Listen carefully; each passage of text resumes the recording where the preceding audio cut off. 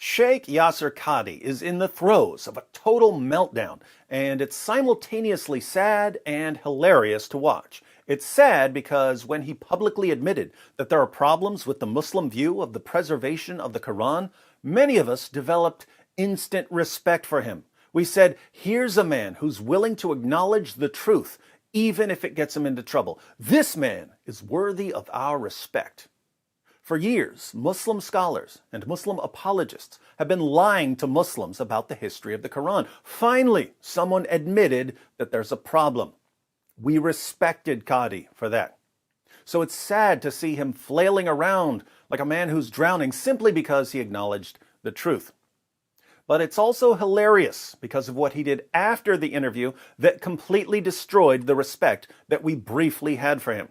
After the interview, Qadhi started throwing tantrums, backtracking, blaming Islamophobes for everything, blocking comments, and now filing false copyright complaints to get YouTube to take down videos that draw attention to what he said.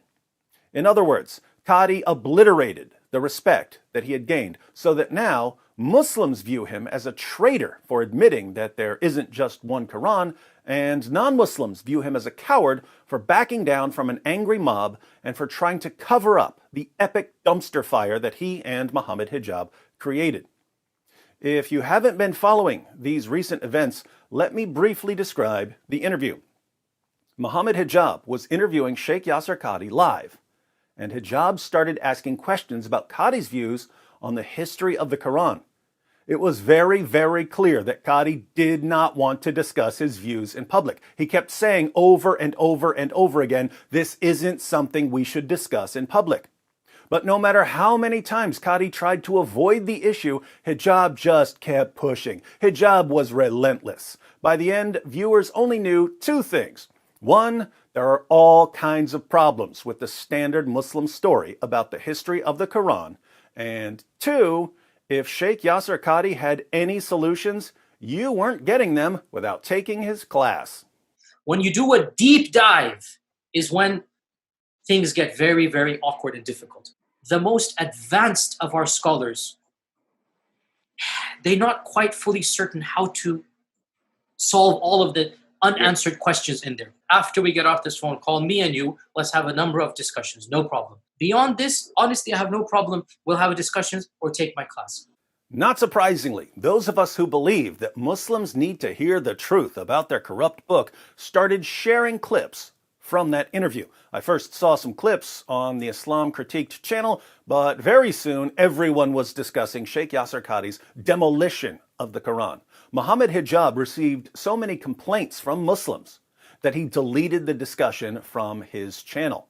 Yasir Qadhi backtracked and pulled the Islamophobia card on his Facebook page. After a recent interview with Brother Muhammad Hijab, some missionaries and anti-Muslim propagandists have read their own prejudice into our very brief discussion. Some of them have twisted my words to suit their agenda. While Muslim scholarship has pioneered Quranic studies for centuries and continues to do so, the fact remains that we all agree on the demonstrably proven fact that the Quran has been preserved in its entirety, word for word, and that we believe that all of the 10 recitations, Qiraat, of the Quran are revealed from Allah. To see such Islamophobes try to read in an argument that no one amongst us ever made in order to prove their incorrect narrative is only demonstrating the unethical tactics they resort to. That's right, we were twisting his words when he said that there are holes in the narrative. And it's very clear to you and to every single very advanced student and specialist that the standard narrative has holes in it. That's what I'm going to say. We were twisting his words when he repeatedly warned Muhammad Hijab that they shouldn't be discussing the preservation of the Quran in public. And I would never bring it up in public. And I don't think it is wise to bring it up in public. Why didn't I say it? Because it should not be said in public. You will not find one lecture of mine about this issue. It should never be brought up in public. This is not something you discuss amongst the masses, ya akhi. It's not wise. We were twisting his words when he compared the Islamic view of the history of the Quran to the emperor in the emperor's new clothes. when you go to academia, they don't have that red line. And they're going to just, the famous story of the emperor with no clothes. They're going to just point out, no, that doesn't make any sense. Well, that's not true, and this and that. And they'll bring issues, which I'm not going to mention explicitly, that you know are true because they're in your own books. They're not inventing anything new. If you've never read the story, the emperor was a naked moron. According to Sheikh Yasir Qadhi, the Muslim view of the history of the Quran is stupid and naked. It's all our fault, ladies and gentlemen. That's why Muhammad Hijab had to delete the footage. I do find it interesting that Qadhi complains about the unethical tactics of Islamophobes when he's the one who's displaying deceptive, unethical behavior. Not only did he close the comments section of his video to silence the Muslims who were saying that he was increasing their doubts about the Quran, he also started filing false copyright complaints against videos that showed the world what he said. 2 days ago, I posted a video titled Secrets of the Quran featuring Sheikh Dr. Yasir Qadhi. The video contained a bunch of clips of Qadhi saying, "This should never be discussed in public." Each of them followed by Jack Nicholson shouting, "You can't handle the truth!" Since that's basically what Qadhi was saying. Yesterday, I received this YouTube copyright takedown notification. Who ordered YouTube to take down my video? Yasir Qadhi. Qadhi claims that I violated his copyright. The problem for Qadhi is that my video doesn't come within 1,000 miles of violating his copyright because copyright law includes an exception for what's called fair use. If you're using short sections of a much larger work for purposes of education and criticism, you're protected under fair use. That's exactly what I did. Does Dr. Qadhi know about fair use? Of course he does. He's a scholar. Every time a scholar quotes another person's book or lecture, he's relying on the doctrine of fair use. Dr. Qadhi knows what fair use is. He knows I'm allowed to use clips from his interview. He knows I'm allowed to expose his claims. He knows I'm allowed to criticize his claims. He knows I'm allowed to make fun of his claims. And yet, he filed a false legal complaint to YouTube anyway, insisting that I violated his copyright. What does this mean? It means that Sheikh Yasir Qadhi knowingly lied to YouTube in order to get my video temporarily removed. The video will be restored. I've already submitted the counter notification and said that I'm completely willing to go to court over this. If Qadhi decides to take it to court, the case would be dismissed on day one with prejudice, and Qadhi would have to pay my legal fees due to the frivolous nature of the claim. So, Qadhi is simply lying in an effort to put a temporary band-aid on the injuries he received during his recent train wreck. Why would he do this? Only one reason. The man is a coward and a narcissist. He can't deal with criticism. He can't deal with controversy. And now, even his fellow Muslims are mocking him for not being able to deal with the controversy that he caused. And two, they can't handle controversy. Qazi Saab, Yasir Qadhi, look, when he's being asked, Halloween, no, too controversial, won't say Halloween is permissible. Merry Christmas, no, toba, too controversial. Can you clearly say music is not haram? No. Too controversial to be clear. Too controversial, this one, not nice,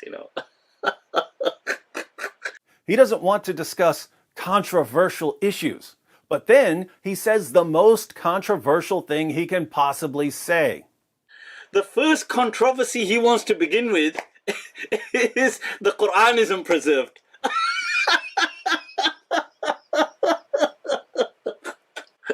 What is going on here? I mean, is that the controversy you want to begin with? Things like Merry Christmas is too controversial. Halloween is too controversial. So you want to begin with that the Quran is not preserved. the backbone of Islam. If a Muslim scholar can't handle controversy and criticism, do you have any idea how hard it must be for him to watch his fellow Muslims laughing at him? Yasir Qadhi Saab, what he does is he decides to just be very open. And he decides to say, well, you know what?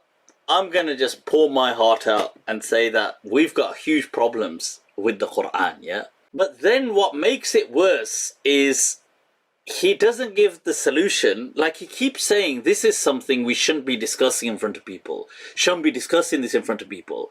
But then he carries on discussing it, but only discussing the problem part.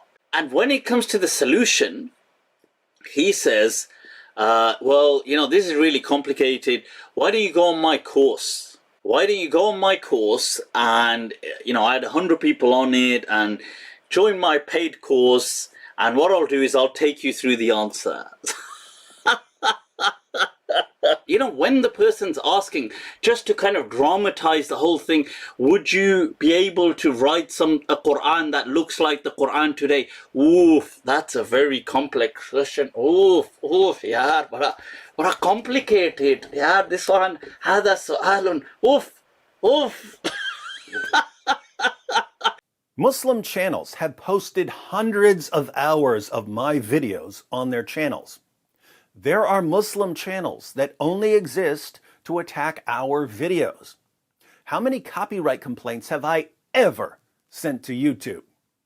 0. Why? Because the Muslims are clearly using the clips to criticize me and my claims, and they're allowed to do that. Suddenly, we get to Sheikh Yasir Qadhi, and we can't use video clips of him. He'll run to YouTube. Please, YouTube, please help me. They're making fun of me. Will you protect me from criticism? Not for long. One way or another, whether Qadhi comes to his senses and withdraws his false complaint, or whether he gets laughed out of court, either way, the video is going back up. And we will celebrate when it does. Yasir Qadhi and his ideology and his views are not exempt from criticism. We're not under Sharia, and I definitely ain't his dhimmi. Never have been, never will be. Yasir Qadhi, liar, coward, narcissist.